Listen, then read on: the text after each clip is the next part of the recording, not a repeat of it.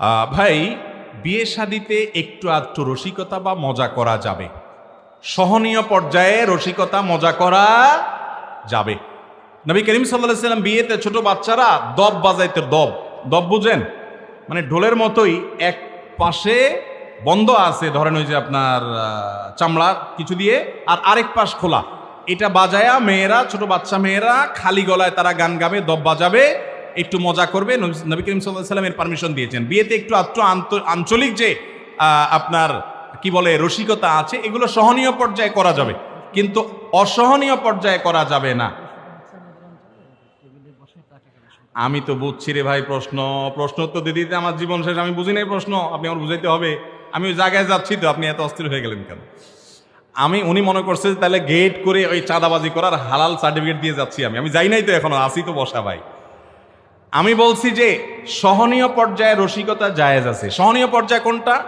শালি দুলাভাইয়ের কাছে, বা শালি বলতে পার ছোট শালি, কিন্তু আবার বড় বড় শালি হলে তো পর্দার বিধান হয়ে যাবে।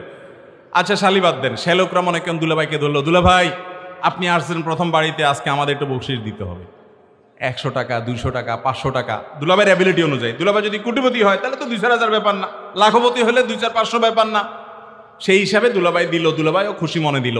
এটা হলো সহনীয় পর্যায়ে, এতটুকু রসিকতা হতে পারে। কিন্তু আমাদের দেশে যেটা হয় ম্যাক্সিমাম অঞ্চলে, শুধু আপনাদের এলাকায় কেন, সব এলাকাতেই হয়, সেটা কি?